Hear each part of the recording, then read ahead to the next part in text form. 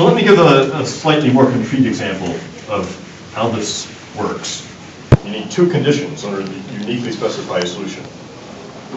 We've used one condition already, right there. That's a boundary condition. So it's analogous to solving a second-order differential equation where we have data on the boundary.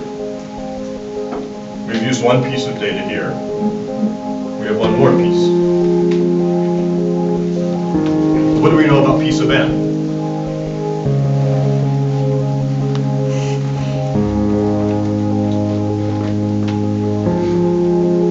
It's 1.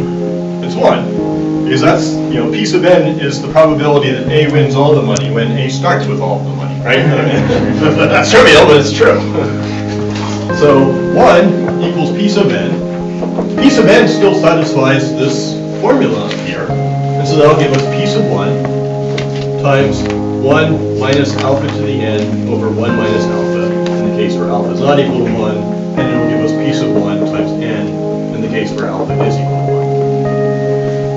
1. Well, that means we can solve for P sub 1, because this is equal to 1. So what it shows is that P sub 1, in this case P sub 1 is going to be equal to 1 minus alpha over 1 minus alpha to the n. And in this case, P sub 1 is going to be equal to 1 over n.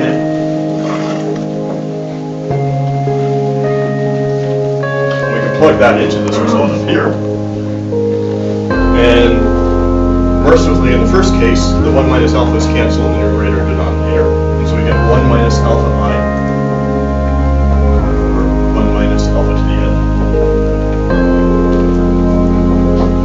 And in the second case, we just get I over n. So in the case where you have a fair coin, P is equal to half, so 1 minus P is a half, that means alpha is 1. So alpha equals 1 is the case with a fair coin. The probability of winning all the money is just proportional to the initial portion of the pot that you start out with. So the more money you have, the more likely you are to win, which is of course how our economic system is structured. If alpha is not equal to 1, then the coin is biased, and then we get a non-linear relationship between the probability that an individual wins and the amount of money that they start out with. And it's given by this. We can also ask, what is the probability that player B wins under these conditions? And I'll leave you to think about this. So let Qi be the probability that B wins when A has I dollars initially, and B has n minus I dollars initially. And you can show the following. This is going to be equal to 1 minus 1 over alpha to the n minus I over 1 minus 1 over alpha to the n in that case. And in this case, it will be 1 minus I over n.